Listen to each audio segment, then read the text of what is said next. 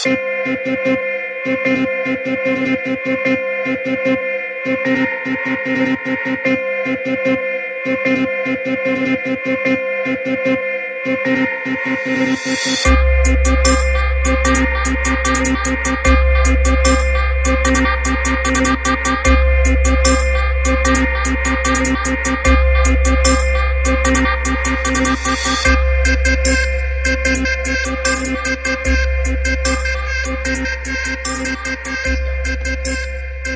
welcome to the What If Show viewers. This is Vishal, and I have with me Dylan. And you must know Dylan from the Flat Earth and Other Guy Potatoes show. Yeah, I'm not sorry for that. That was the best thing ever. yeah, but we are here in this program. We are going to, talk science and do uh, uh, put forward our hypothesis and give you a choice to choose for yourselves to choose if it sounds reasonable or not. Yeah, that's the right approach that we're taking this time. With the What If show, we're putting forth we put forth a statement that true science allows for more than one opinion, and many of the explanations that we've been given for phenomena in our world, well, we're just putting forward the question: what if there is an alternative explanation? And one of our most favorite alternative explanation points has to be the Great Pyramid in Giza. Now, Vishal, where is the Great Pyramid of Giza located? The Great Pyramid of Giza is located in the center of the Mercator map projector. Yeah, so it's the center of the world in the Mercator map, and so it's made out to be the magnetic north pole of the world. So yeah, but you can always go to Giza and you'll see the magnet still points towards further north even if you stand away from the pyramids. So yeah. Well, it's located on the Mercator projection, which is a distorted map and a known distortion.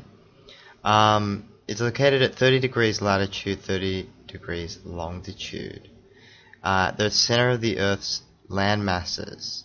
Now, this could be a good map if it was a global map, if it was a map, say, wrapped around the surface of a sphere.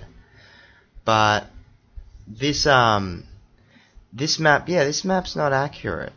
Though it does leave the Great Pyramid, it's not saying it's in the magnetic north, because true magnetic north is always going to point direction home, straight north. But this is a map that's going to show you where, let's just call it the one-stop shop is. What's the shop that's open 24 hours a day, 7 days a week, wherever you are in the world, you get anything you need? 7-Eleven. It's 7-Eleven. So why do we call the Great Pyramid of Giza 7-Eleven? Yeah. It's pretty much the stop shop for all the secrets. What's the first secret? Why is it called 7-Eleven? Yeah, because we call it 7-Eleven because of a design feature. Yeah. And the design feature would be the base width is 11 to the height, which would be 7. Okay? Now we'll talk about the 51 degree angles on the side of the pyramid later. But let's just focus on, why were we calling it the one-stop shop? So we know why it's called 7-Eleven, but why is this structure the one-stop shop? Yeah, it's because many people have this belief that the pyramids were, that it's a mystery how the pyramids were constructed. But, Dylan has a really good point where he says, that all you need is a cast, and you need to pour some concrete, some limestone, some desert sand, and you can crush it and mix it, and you need to put it into a cast, and you can get the box like bricks. It's a simple and logical explanation. It's Occam's razor. So yeah. Yeah, I mean, well, cement or concrete, false multiplicity of terms there. That's our first thing that we need to get the height of a structure. But hang on, why are we trying to raise this structure in the first place? What do you need? Because I mean, 7-Eleven. That's I know it's open because the lights are on. And I know the lights are on because there's got to be somebody home. And so, why? What's it got to do with lighting, the elite, the Illuminati? I mean, this is already globalist because we got their map. So, what's the purpose of raising a structure this high? Yeah, it's you know we, we always observe this common phenomenon called lightning, and it's really nothing but just a discharge of potential from the sky to the earth. So you can see it's not just lightning, it's grounding. So yeah, so it's like there's this potential difference in the sky and between the sky and the earth, and so there's a discharge from the sky to the earth. So probably, I think probably the ancients had this knowledge, and you know we can use some really good conductors to uh, uh, make harvest the lightning from the sky. Well, And actually, it's funny you mention like ancient, because when you look up the etymology of the term ancient, we find that it actually means standard. So, what's the standard for every nation? What does every nation have? They gotta have a flag, don't they? yeah, it's a And if you flag. have a flag, you need a flagpole. Flagpole. Yeah, and the flagpole, you know ancient, it all it symbolizes, I think it symbolizes free electricity. And I think I can't put it in any complex way. It's just bluntly I can put it that it's free electricity, and they are using it to harvest free electricity. And yeah, that's what we use for our lighting. Yeah, that's probably a very good analysis of the standard flagpole that we see in every electrically wired nation. So but let's bring it back to our ancient Egypt, our standard Egypt, our 7-Eleven, because we got a lot of standards here. We got some concrete's a pretty big standard, electric lighting's a pretty big standard. So I mean they've got this. So they've raised this structure. They're going to need something, an electrically conductive material. And, well, what do they build these flagpoles, these masts, everything out of? They're making it out of metal. But I'm thinking, where are they getting the metal from? Where are they going to get this gold? They put gold on the top of the pyramid, right? Yeah. Where did they get it from? Yeah, well, no, it's not that hard. I mean, we believe it's not that hard because, yeah, you can call us stupid, but we are just, people, trying to understand the world. And so we think, black soil has some, it good metal content in it. I mean, you can get copper out of black soil, you can get gold out of black soil. I mean, you can just basically run all types of soil. You can just basically run uh, the black soil through dirt, and you can get some gold chips in it. Yes, small bits. Yeah, you run it through water, and you can also run it through process of electrolysis. Look, we're going to cover these in detail later. This is our introductory episode, and we are focusing on the power towers today. Yeah. But yeah, we are going to look at the gold, because yeah, it seems that you get that out of a black pool, and maybe you're going to store your electrical charge. If you've managed to collect it from the atmosphere, you're going to need to store that in a battery. And so we'll get to batteries later. So basically everything you do need, remember, is in the Great Pyramid if you have the eyes to see. So I think we should move on now. We're talking about black pools. So we're just talking about Blackpool. And Blackpool, yeah, it is a very interesting place in the United Kingdom, in England. But also the Blackpool, we were thinking about, that's where you can pull out some gold out of the earth. A little electrolysis can speed up that process. We'll be doing that in a later episode. But also we're thinking about the black pool. Maybe that's what people imagine as a big ocean of oil under our feet. Big ocean of oil and gas. We'll come back to the big ocean of oil and gas as a black pool. But let's talk about now, Vishal, let's talk about the Blackpool streetlights. Can you tell us about Blackpool in England? Yeah, Blackpool. The streetlights were, it was first done in 1870s, and in 1879 it became the first municipality in the world to have electric street lighting. Yeah, so it's 518 feet tall, and yeah, it. Oh, sorry. No, man, it's used to conduct electrical charge from the atmosphere, and it was actually the first place that they introduced street lighting as we know it in recent history. So, yeah, the thing about Blackpool and its street lighting is before that they had a system of lighting known as gas lighting, and we'll come back to how the gas was produced for the street gas lighting and the famous gas illuminations of Blackpool before the electric illuminations of Blackpool. We'll return to that in a later episode, but let's continue now with the term gaslighting can apply to what was done to the people in Blackpool about their electric street lighting, because gaslighting is a term that means to lie to someone, to manipulate them, to distort their worldview. So yeah, why would people be gaslighted in Blackpool around the time of the construction of their electric power tower? Were they told it was an electric power tower? Yeah, well, what people were told was, the way you can get electricity is that you have to burn something,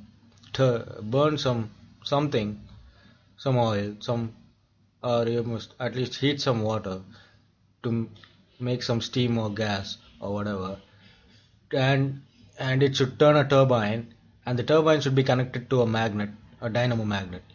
Yeah, and as this magnet rotates, yeah, we can induce electricity if a copper loopy wire is introduced adjacent to it. So yeah, so that's how they used electrical induction. They say they used electrical induction to power the electricity grid across Blackpool. So that's what the people were told. So basically, it's just they're digging oil from underneath the ground, and they're using it to, turn a turbine, get some current from electromagnetic induction, and so that's the story behind thermal power stations. So yeah, that's what people got told. Well, that's pretty interesting story, considering they are. Well, hang on. When did they build this Blackpool Tower again? That was in the 1879? Yeah. Oh, wow. But hang on a second. The guy who's meant to have been really involved in discovering the black pools of oil that would obviously be needed to power these giant fossil fuel power stations. Well, that would be our dead dinosaur guru of the Shell Oil and Shell Transportation Trading Company. The quotation marks were part of the legal trade name. Was a British company founded in 1897. Oh, hang on, that's sometime after our first electric street lighting. By Marcus Samuel, but don't worry, he's a first Viscount, a Baron Burstead, born to a wealthy Iraqi Jewish family, and his brother Samuel. Their father had owned an antique company in some place and expanded. The point is, they expanded in 1833 to sell seashells. So Samuel sells seashells by the seashore, after which the company Shell took its name.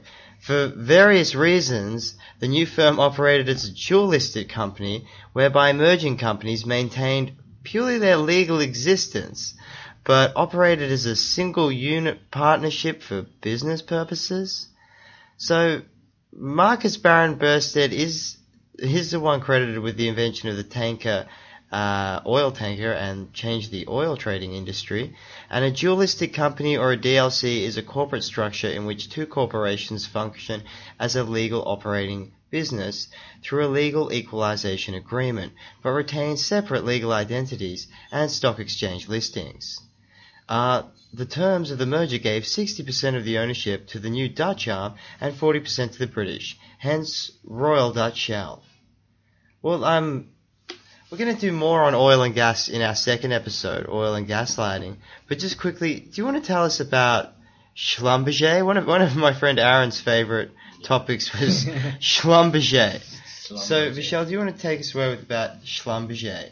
Yeah, Schlumberger. Conrad Schlumberger is a man who, he was the one who developed. Oh, sorry, bro. That's fine.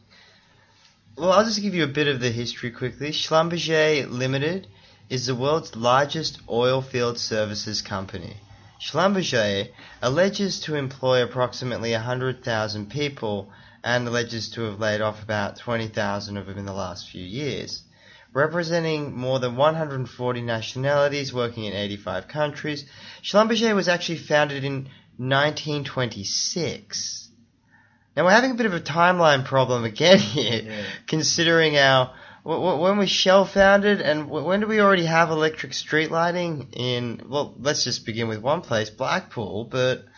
Yeah, so when you analyze all of this, and the question arises, like, what is the coincidence between the construction of these high tall structures and the beginning of the oil field companies? Why do these dates are so coincidental? Well, I think we can even find an answer for that in the name of Conrad and Marcel Schlumberger from the Alsace region in France, with their Société des Prospects Électriques, which is called in English would be the Electric Prospecting Company. Yeah. So I think maybe we could find a bit of an answer in the for example, like our Le Terrorist Plat, French answers. So, look, we're going to focus more on oil and gas in the next episode. We really need to just draw your attention back to power towers, because that is the focus of this show. We will be busting the rest of the hoax explanations for the power grid, power station supplies later in the show. But for now, we're just going to talk a little bit about what we need for our masts, because our masts need wires, and our wires need to be connected to the batteries and the capacitors to control and regulate supply. But let's just talk quickly about, because we're just getting a bit of dates and timelines here. So in 1877, Dr. Thomas Doolittle developed the process for hand-drawn copper wire in Connecticut. Prior to then, telephone lines were single ground wires of iron or steel. Some wires were galvanized for corrosion and resistance, but corrosion problems were nevertheless prevalent. So copper is what were you saying about the metals the other day, Michelle? What's copper best for? What's gold best for? Yeah, gold is it's a good conductor. It's a good conductor, but it's also good for storing electricity. Yeah, and copper is a really good conductor, and it can be used to try. Copper is really good for flow of electricity. So you can. That's why you use copper wires. Yeah, as a conduit. It's a good conduit for electricity. Whereas the gold would be better at holding and storing the charge. Yeah. Okay, but these are just the properties of metals. Obviously, all metals, including steel, are all very good electrical conduits. Yeah. And certainly with the advent of other types of metals and alloys, you can see that many things are electrical conduits. But we should talk quickly about the batteries. Obviously, you know there's two kinds of batteries. There's acid batteries and there's alkaline batteries. Just like we have acidic foods and alkaline foods. Yeah. Scientists and engineers developed several commercially important types of batteries. Okay, so we're talking about our early ones. Wet cells were open containers that held liquid electrolyte and metallic electrodes. When electrodes were completely consumed, the wet cell was renewed by replacing the electrodes and the electrolyte. Open containers are unsuitable for mobile or portable use. Obviously, wet cells were used commercially in telegraph and telephone systems. Early electric cars use semi-sealed wet cells. So we already have an interesting connection here between wet cell batteries, cables, and masts. Yeah. So we have we can use chemicals to create electricity. So like, chemical reactions to yeah, generate heat and energy. Absolutely. yeah, Just like, well, say for example, when you consume, say, a piece of fruit, and your body would digest it. Yeah. So sources of mechanical energy, these do exist, but we are going to talk about their practical uses in later episodes, and just how they're not used to gather the atmospheric electricity, more aptly termed etheric electricity, in this first episode, Power Towers. So sources of mechanical energy include steam turbines, gas turbines, water turbines, internal combustion engines, such as you find in your car, and even hand cranks. The first electromagnetic generator, the Faraday disc, was built in 1831 by scientist Michael Faraday. Generators provide nearly all the power for the electric power grids, apparently, if you're not using any atmospheric electricity. However, we are told that very large stationary batteries find some applications in the grid energy storage, helping to stabilize electric power and distribution network. Yeah, that's true. There are warehouses full of batteries, giant batteries, city-sized batteries, and this is something that people are not often aware of, but the information is available, and we will include some video of some very large batteries, and the kind that you would use to, say, store and regulate charge for an entire city. Okay, so we're talking about batteries, and one of a really interesting battery is the Volta's voltaic pile. And a voltaic pile consists of pairs of copper and zinc discs piled on top of each other, separated by a layer of cloth or cardboard, soaked in brine. That would be the electrolyte. And so this sort of voltaic pile is what we would see in your 7-Eleven one-stop shop, which would be your Great Pyramid in Giza. Not the magnetic or true north or center of the earth, but the sort of the one-stop shop on the way. And what's another kind of battery? Because everyone's talking about Bird. Admiral Byrd was the word for a while with these flat earth people. We're not flat earth here, remember. We at the What If Show are looking at the earth as an energy system.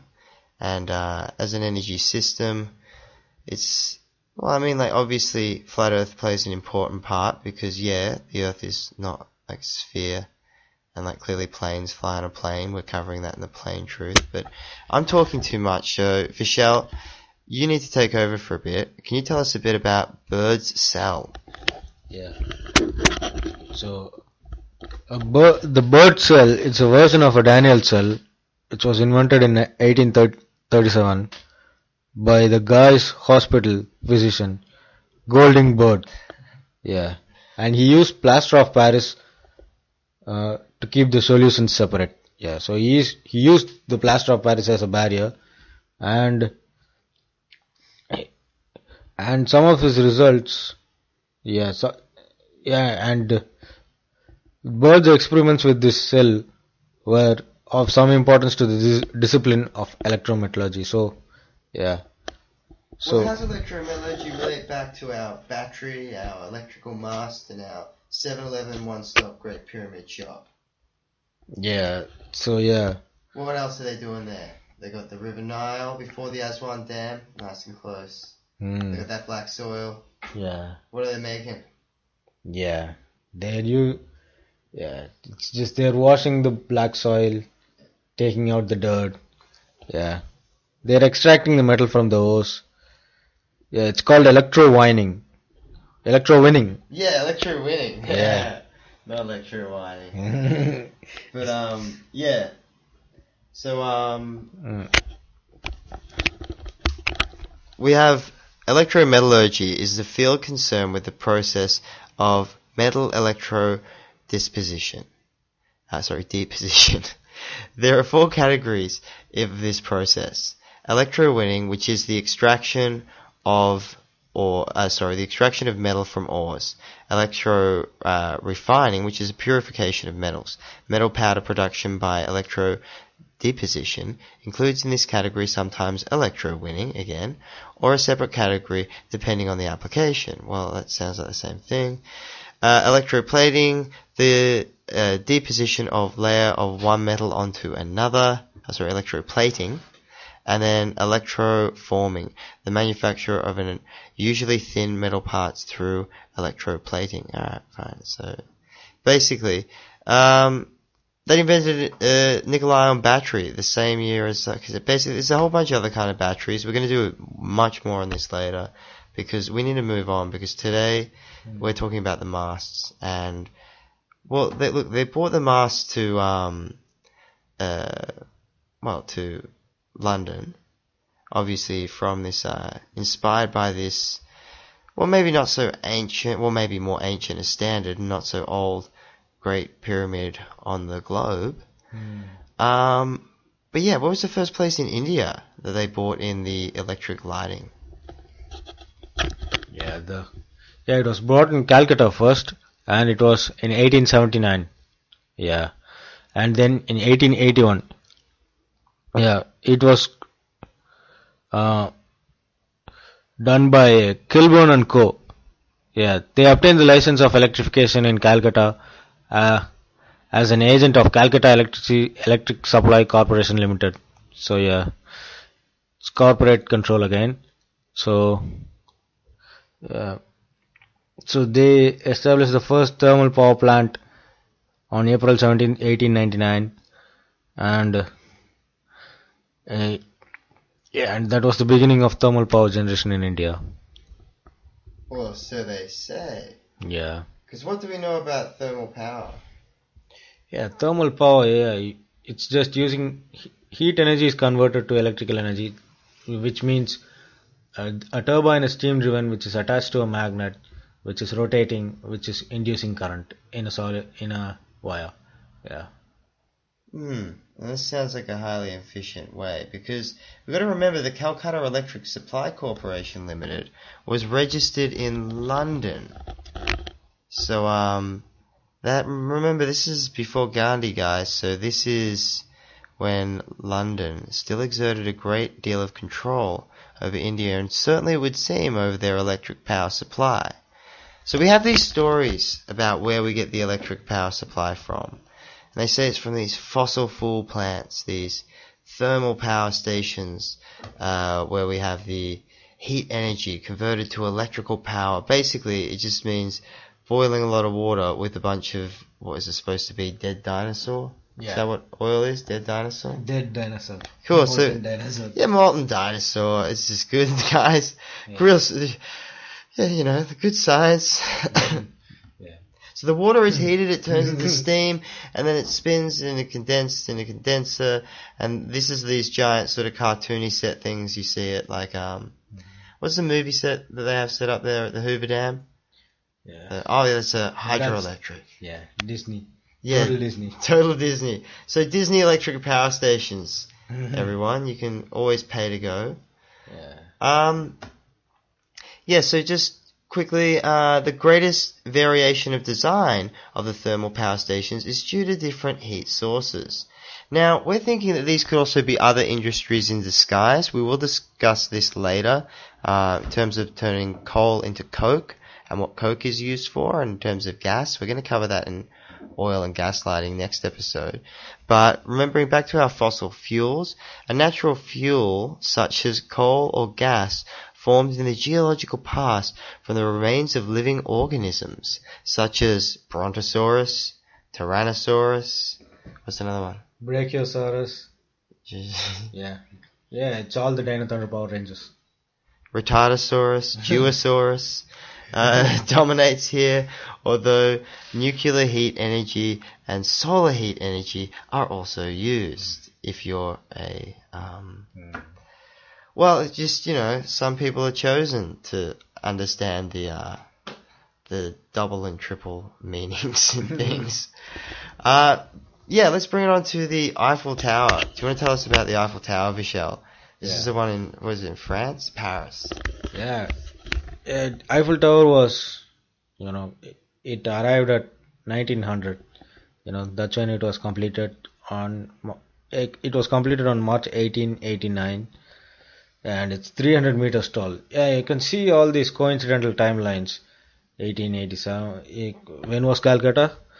Yeah, Calcutta was 1895, and Eiffel Tower was 1889. So you can see all these coincidental timelines where these tall structures are built for. Why did they build these tall structures, Dylan? Well, I think, look, I mean, if you're going to touch on who had the electrical secret and why these people went so power mad and how absolute power corrupts absolutely,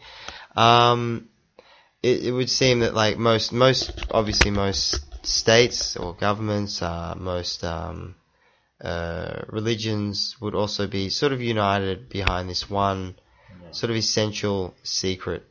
It's not just the globe Earth. Obviously the globe is electrically lit, and you have to ask yourself what came first. Was it the supply, or was it the light globe? Probably one of the best ways to get through this obvious part of the thing is just we'll use quotes from other people, because that's an awesome way to do something, and I'm not saying it. Yeah. But so basically when they built this Eiffel Tower, it was 986 feet, so 300 meters, with the previous tallest building being the Washington Monument, which had an aluminium capstone, everybody. Artists, masons, and citizens of Paris felt the structure betrayed, that would be the Eiffel Tower, the structure betrayed the city's identity. Leon Bloy described the tower as a truly tragic street lamp. Now that's an interesting reference to electric street lighting. Leon Bloy was a pamphleteer, a playwright, and a novelist of his day, who is quoted in saying of his contemptuous attitude, "My anger is the effervescence of my pity." Yeah, because we have seen a tragic sort of downfall in the sophistication of cultures with the global culture. So we were talking about what is it? A lot of these writers had a lot of problems with you got to wonder how people amass some of these fortunes, and slavery was a real thing, still is. So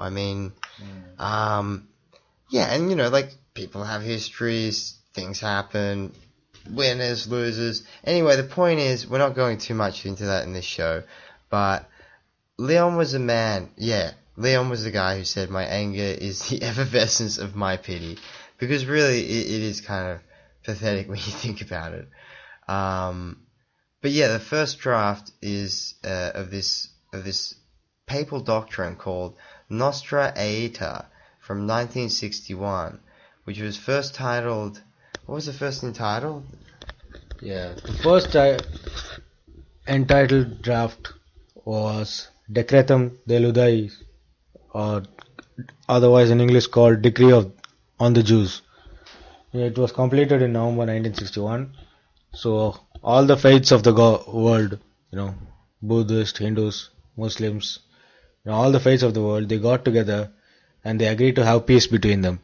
And so what the Abrahamic religions decided to do was everybody would all have their religious authorities, the Vaticans, the Jesuits, and for the Arabic people, the scholars, the Sunni scholars, the Shia scholars. And so what they and of course the Jewish scholars. What they had an agreement between them was like they wouldn't accuse each other of um, any blames, or I mean, I wouldn't. All the Abrahamic faiths, nobody would accuse the Jews of betraying Jesus, and you know, accuse them of any crimes. Uh, so if anybody did, then that would be anti-Semitic, and that would be a crime. So that was what was established from the Decretum Deludiis, or the decree on the Jews. So yeah,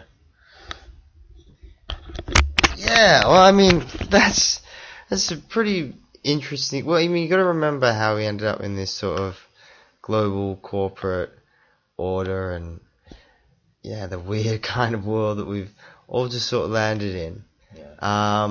It's not always just by accident. Here's another bit of fun accident. Speaking of 7-Eleven, New York City, Statue of Liberty, 7 points on the star on the head, 11 points on the star at the base where the statue is standing. It's another nice reminder of our 7-Eleven power tower. We have the New York Empire State Building here as our hollow tower, an electrical mast, a skyscraper, and a plane hit the tower. That would be a B-25, hit the Empire State Building on July 28 in 1945.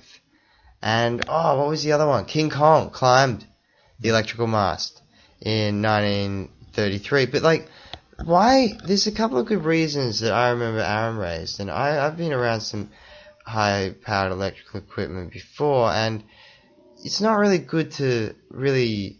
If you are using a building as an electrical mast, per se, is it the best place to house if you're in an office? What kind of problems would you have? Maybe what would you notice with...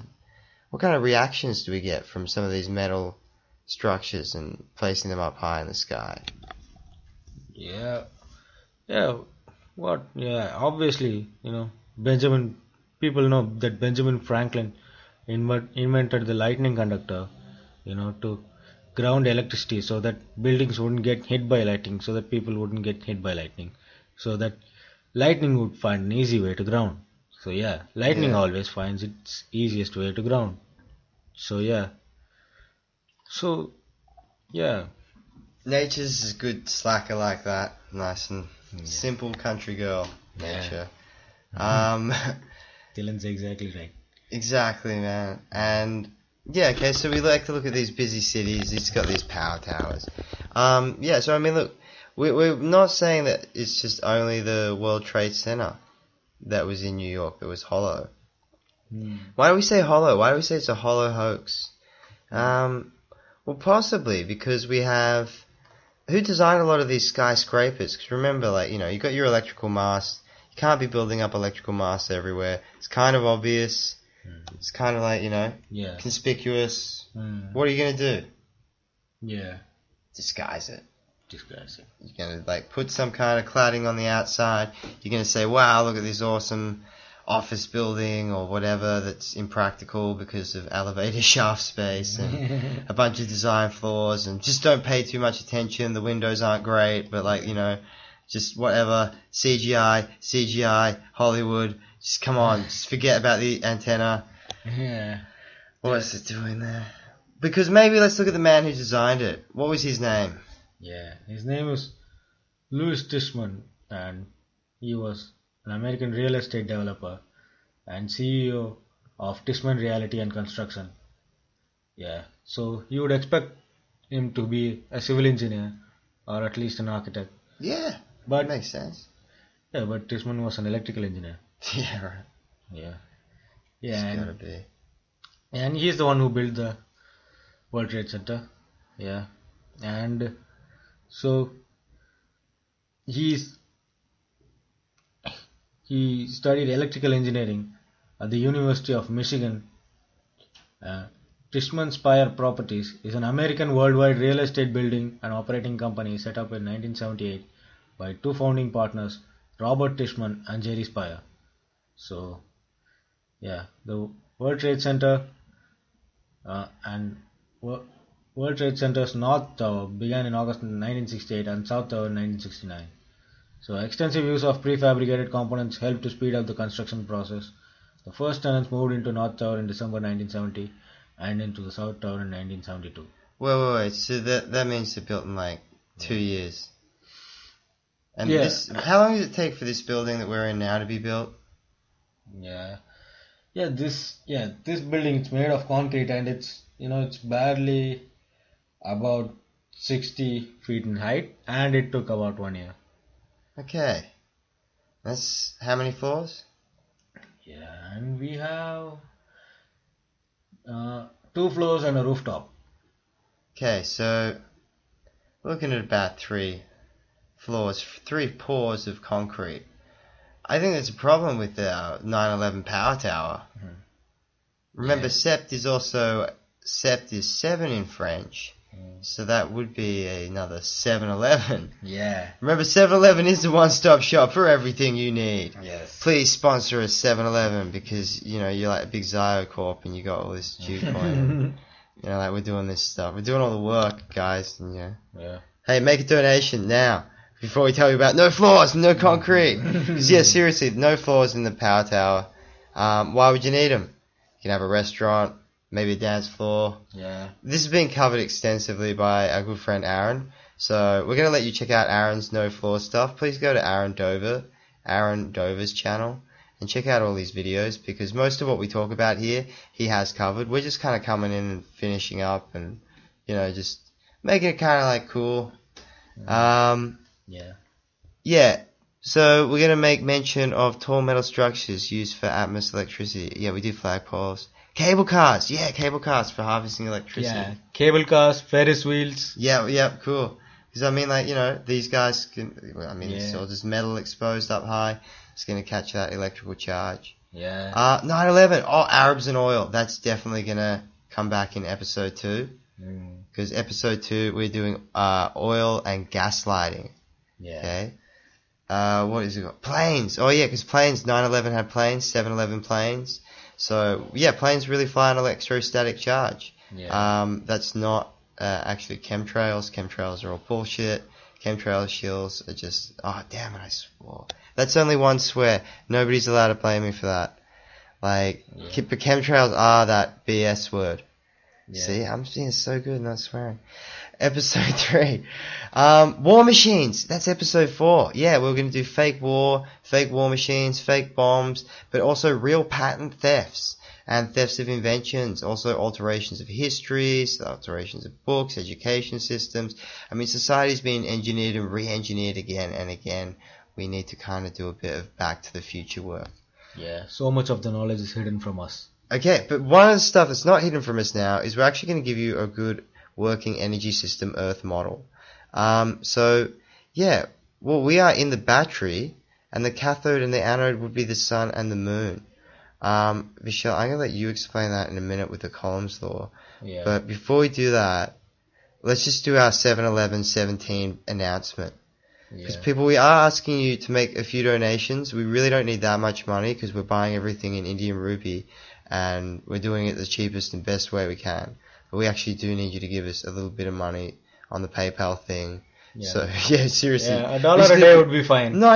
Just give us like $10 once or whatever, $100. You got $100 to probably do most of what we can, we just should probably need like $500 realistically. Because we're going to get a whole bunch of copper wire, we're going to get a balloon, we're going to get like the helium, and and we want to be able to film it properly, so we rent a drone for a day, we're not buying stuff, but yeah. Anyway, we're starting to sound like one of those other shows.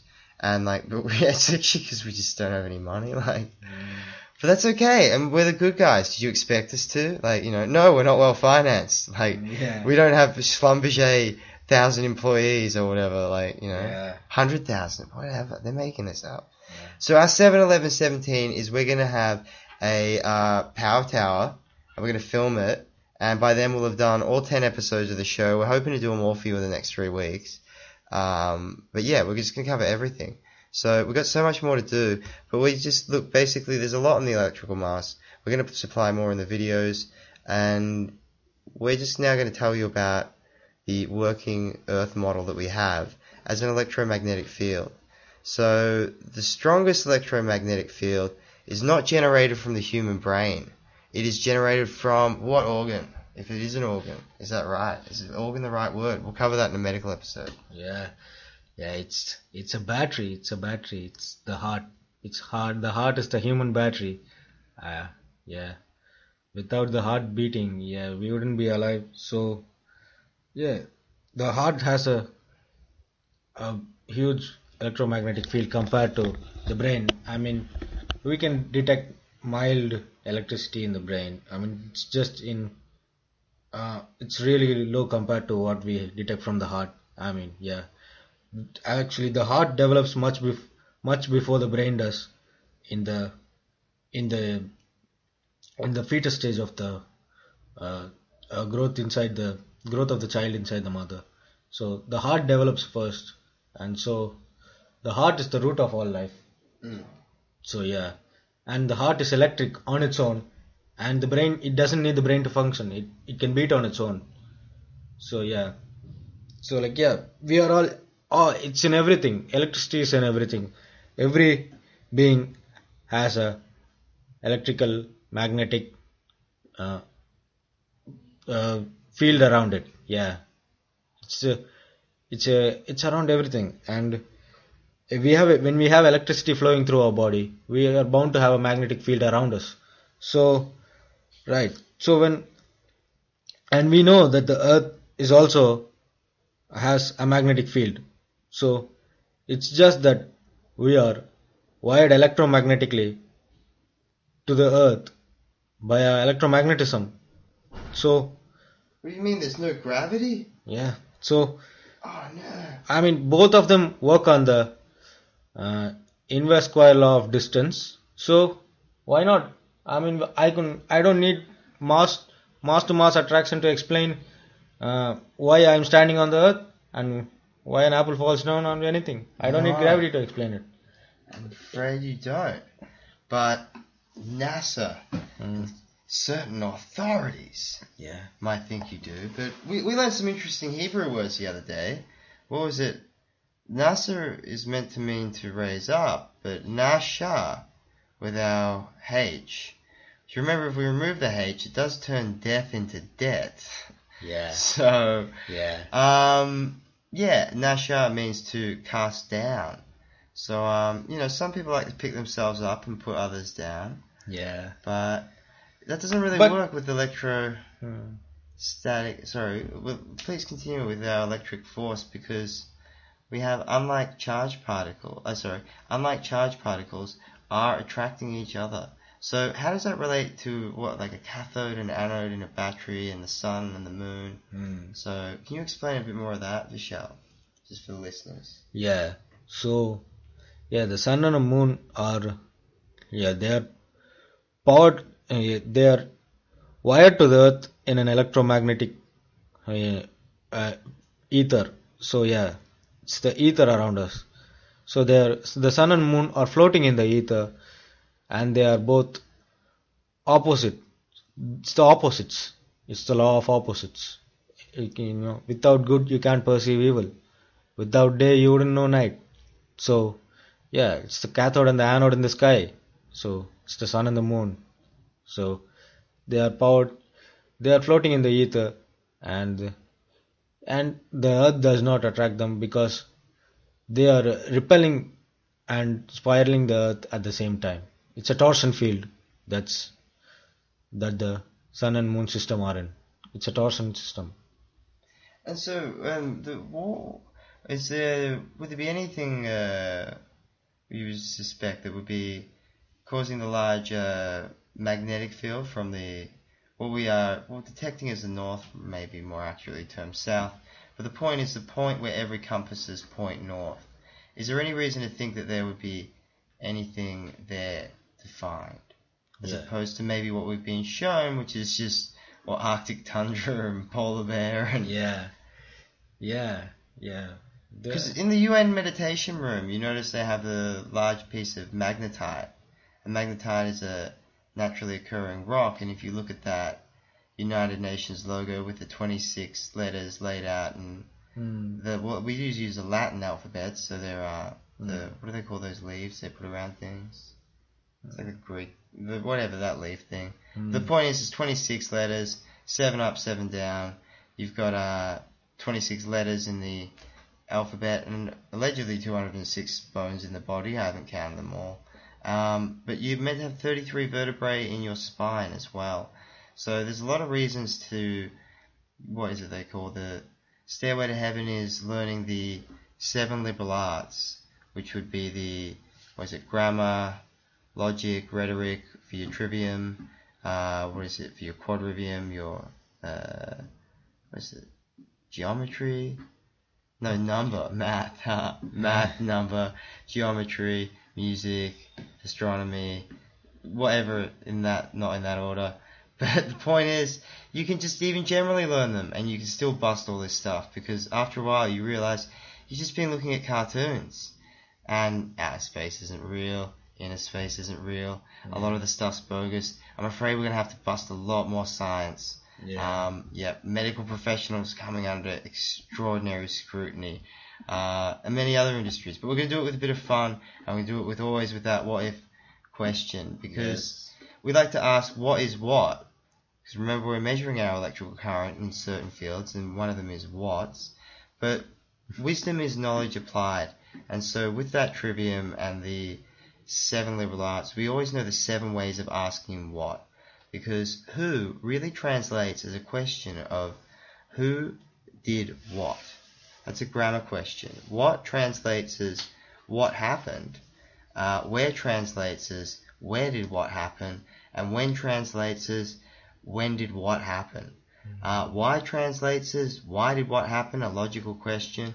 And how translates as how did what happen. That's a rhetorical question, so you're going to be answering that with your words and then or opinions. But what is what worth? And that is the value or the vice or the quality or the quantity of what, because you don't even need to take a measure at all if you want to know what if. I think the best place to sort of leave our show now, do you think we discussed the model well enough, at least to begin with? Because we can work on it more throughout the show. Like, we've got 10 episodes. We'll gradually, build our model solid so that it's easy to understand. It's just a lot of information all at once, and we still got to do oil.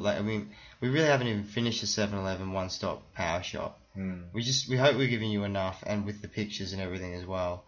If people have got questions or they need additional links to things, we'll put that in the comments box. We'll put right up a good description too. But really, we're hoping that you'll do your own research and make your own videos too. The take-home message is there is electricity everywhere. It's in you. You can just do this stuff. This stuff's not... We just started doing this. This is not hard. Okay, so let's just leave you with one last thing. Because one thing I found funny when I was in Indonesia is that their word for water is air. And so, I'm just going to quickly take you... We'll do one together. I'll do one, you do the next one. We'll just take people through the DC current and water analogy. I'm going to do more on ACD current in a later episode, but the DC current water analogy. Because again, we're just going to start, it's just a lot of information for all at once. We're pretty much telling you there's no oxygen. There's no oxygen. You're just breathing charge. And it could be a vapor, it could be a gas, but what are you breathing? And that's a very good question. Well, one answer would be what, which is electrical charge. So we're going to use the DC circuit water analogy to help you understand a bit more about how electrical charge can be gathered by the mast, transferred by cable, stored in batteries, and then distributed and regulated to your home via the batteries and capacitors.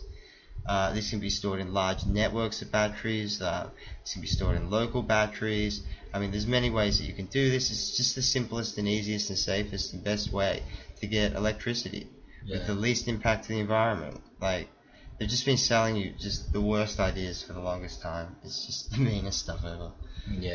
So this is a DC circuit water analogy.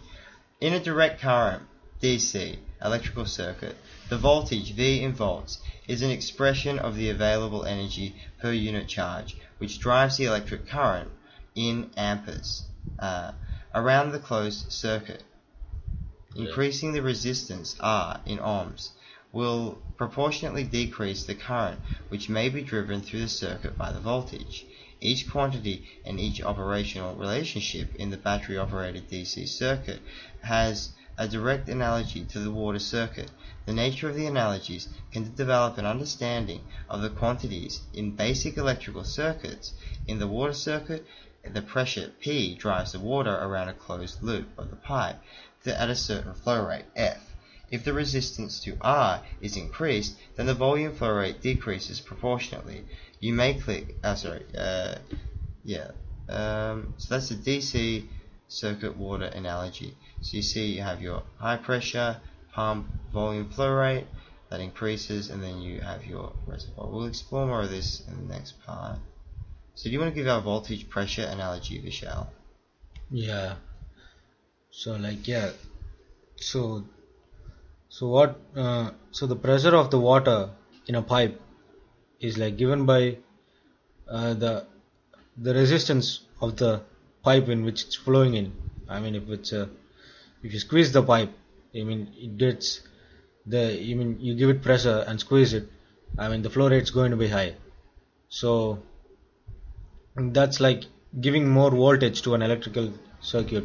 If you give more voltage, it will drive the more current through uh, yeah through a wire. Yeah, if you have a wire with the least amount of resistance, I mean a high voltage could drive a high current. But if you have a high amount of resistance in the wire, it would even a high voltage would have to supply a low current in a high resistance wire. So that's similar to um, uh, uh, that's similar to a really big pipe, right? Yeah, I mean, look, it's just the example for Yeah. small scale, large scale. But yeah, think of the scale of a reservoir or Yeah, I mean, so it applies the perfect analogy that some metals can act as reservoirs for electricity, and some metals can act as conduits for electricity. So that's the bottom line. That's a very good analogy, yeah. So, for example, a closed faucet has pressure behind it, but no flow for the resistance. A receptacle has voltage behind it, that would be a plug, but no current if nothing is plugged in. Yeah. So, the current flow rate analogy is a good one. So connecting a battery through an appliance through a wire is like using a large pipe for water flow. Very little voltage drop occurs along the wire because it's small resistance. You can operate most appliances at the end of an extension cord without noticeable effects on the performance. So a large pipe offers very little resistance to flow. Volume flow rate is in liters a minute. Okay, we can show this math. But a wire offers very little resistance to charge flow, according to Ohm's law, which we will explore in more detail in a minute. Electric current flow in coulombs and second equals amperes. Am I saying that right? Amperes? Amperes. Amperes. There you go. Learn something new every day. So yeah, resistance to flow, yeah, you gave a good example of that before. Connecting a battery, resistance to flow is represented by a severe constriction in a water pipe. Is an analogous to resistance in the electrical circuit, represented by a common electrical resistor. So the resistor of a constriction of a large pipe is so great that essentially all the pressure drop will appear across the resistance. The resistance of a copper wire is so small that essentially all the voltage drop will appear across the resistor or an appliance. The severe constriction will have more resistance than the remainder of the pipe system. Likewise, a resistor of an electrical circuit will generally have much more resistance than the wire of the circuit. if the single elements represented are the only resistances in the circuit, then essentially all the pressure or voltage will drop across these single elements. The fact that essentially all the voltage drop appears across a resistor or an ordinary electrical appliance makes possible the operation of such appliances from an extension cord, or the operation of several appliances in parallel on an electrical circuit in your home. So you just need to up this scale, guys, and just think about what's going on with like the large exposed, what do they call them, the high tension power lines that they link, like, you know, or just, I mean, look at these. Anything tall and metal is probably going to be conducting atmospheric electricity. Yeah. Finally, we'll just briefly give the ground reservoir analogy. Could you just give the ground reservoir analogy for our electrical? Yeah. The function of a ground wire in an electrical circuit is in many ways analogous to a reservoir attached to a water circuit. Once the pipe is filled with water, the pump can circulate the water without further use of the reservoir. And if it were removed, it would have no apparent effect on the water flow in the circuit. Yeah.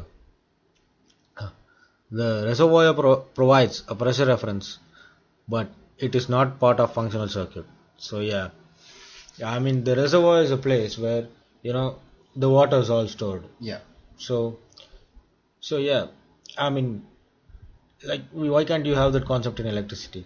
Yeah, it's same ways. Well, perhaps the ground. Yeah. The ground can supply charge to the circuit, but its main function is to hold the voltage of nearby wires to the voltage of the earth or ground connection.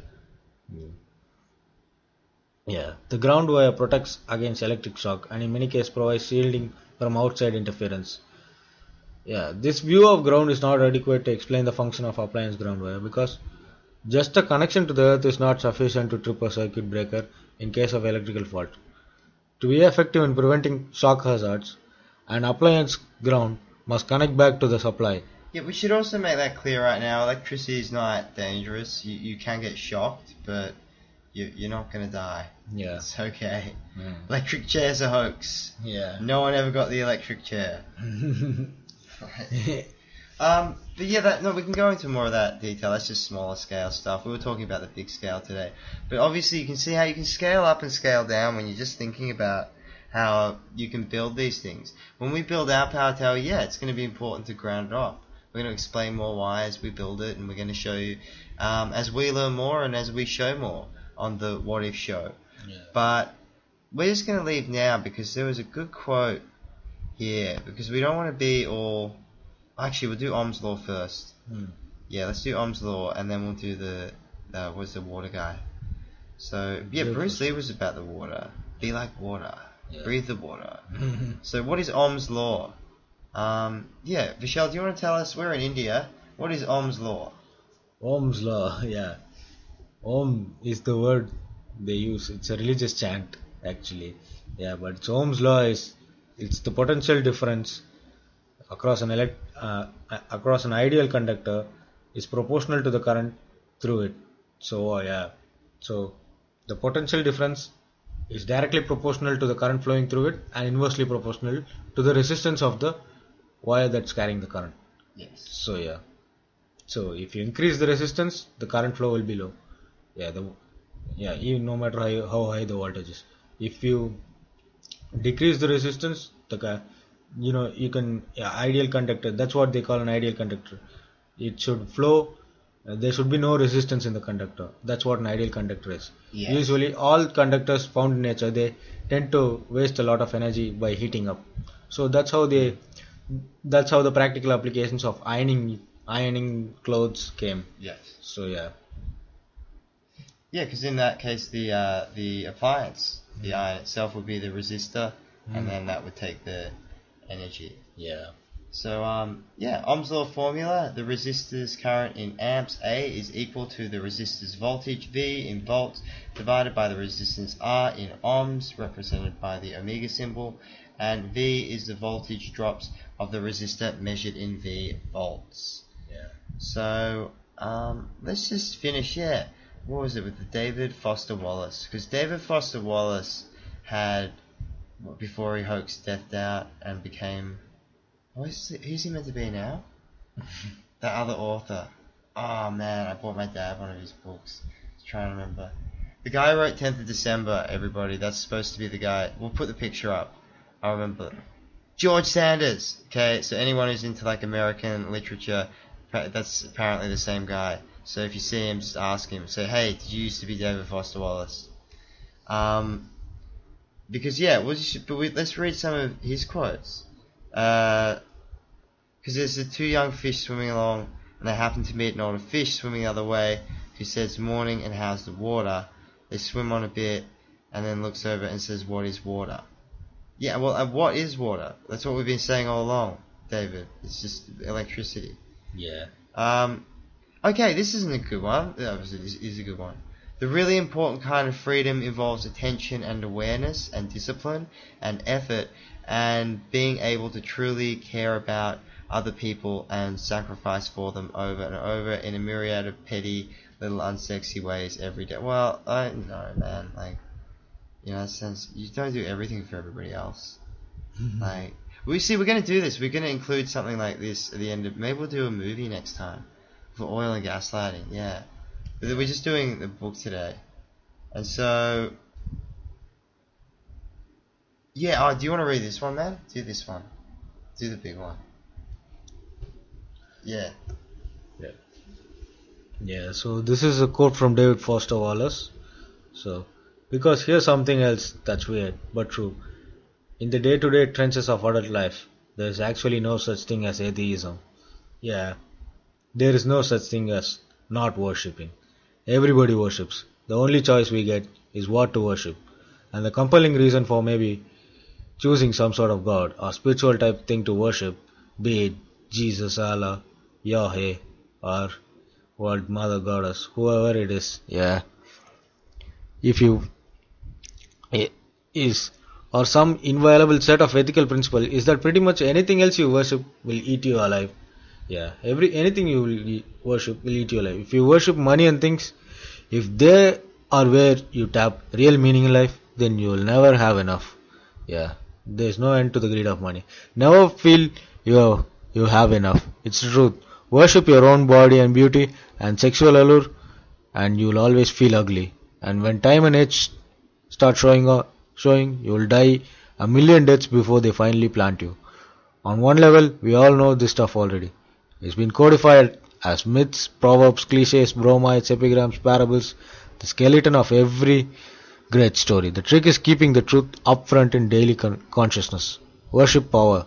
You will feel weak and afraid, and you'll feel the need for even more power to keep to keep others fearful at bay.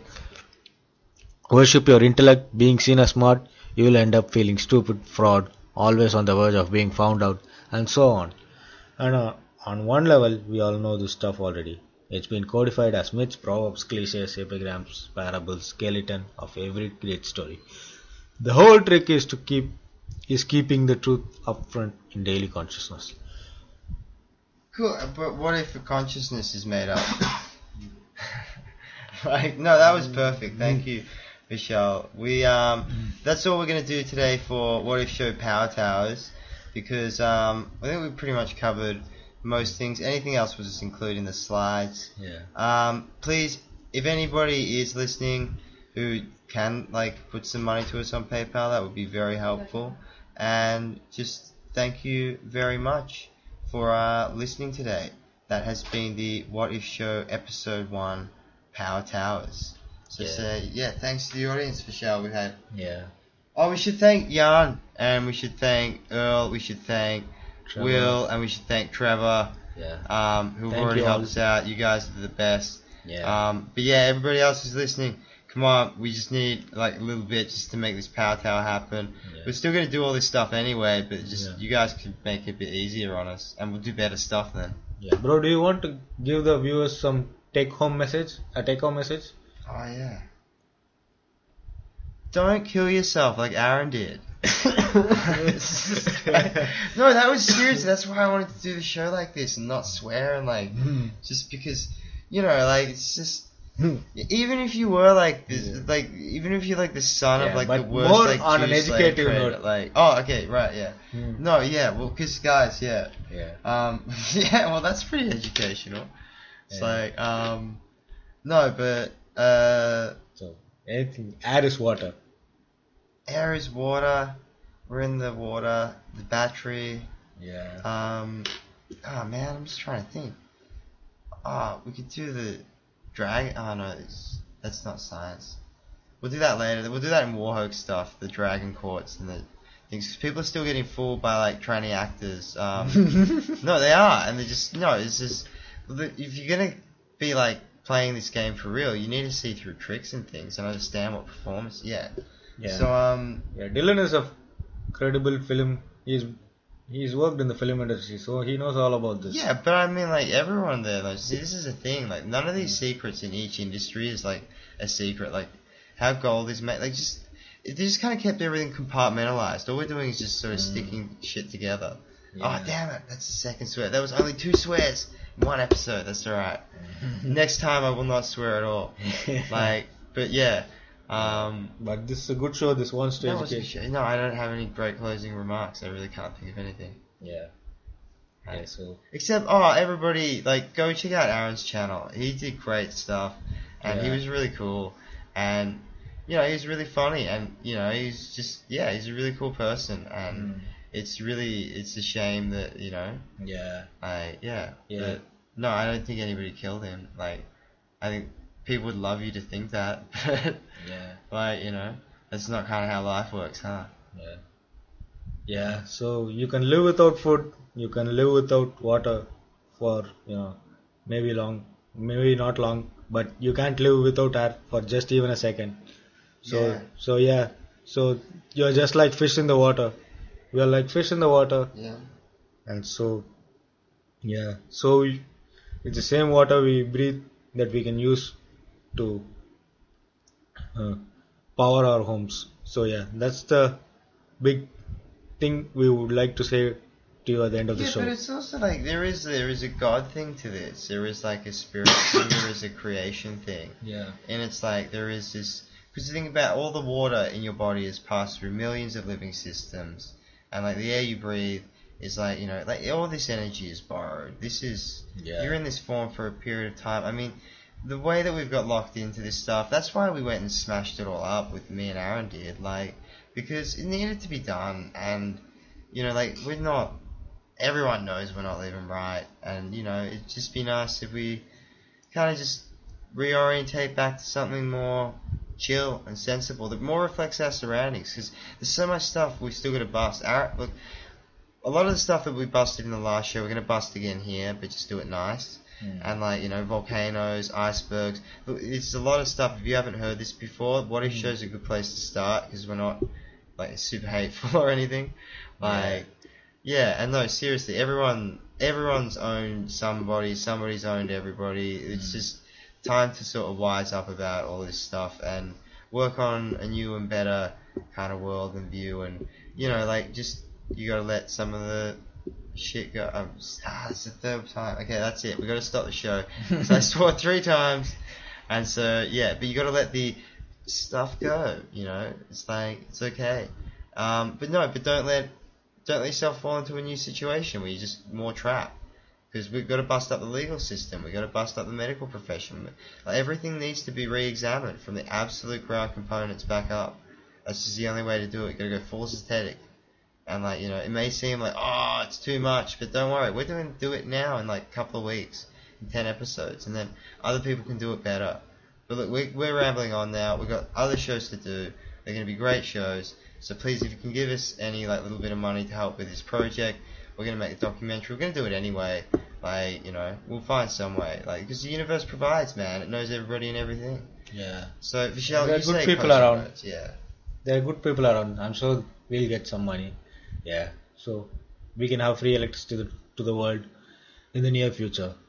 Yeah, we already have it. We just need to share this knowledge. Like, Yeah. so much of our knowledge, it's our knowledge. It's just okay to share it all. Yeah. Like, it's like, Yeah, so we already have free electricity, people. So we just need to come to the awareness that we already have it, and we have been conned about it all along.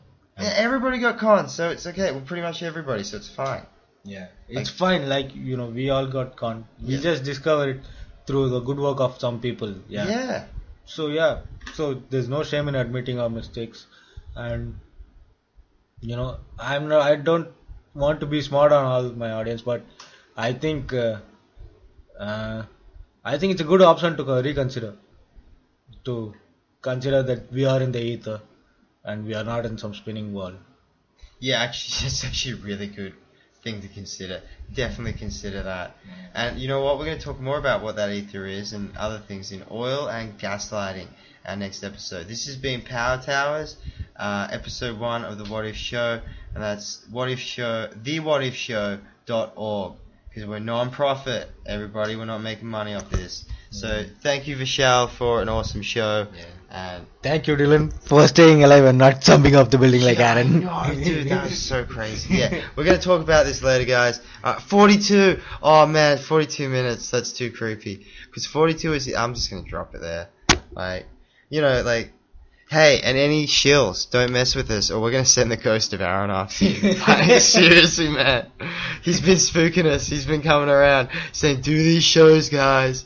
Do them. Like, Yeah, he's a friendly ghost to us, but not so much for the He's bad like guys. Casper, man. He's like Casper for us, but he's like, like some evil demon for Yeah, he's grudge for you. shills. Better watch out, shills. Alright. Yeah, alright. So have a good night, everybody. Except for you, shills. You really gotta. Yeah. You gotta sleep uneasy for a while. You're not gonna be okay for a while. It's okay. I don't feel bad for you, but you had it coming. Alright, so we're going to leave it there. Thanks, everybody. This has been the What If Show, episode 1. Yeah. Thanks a lot, people.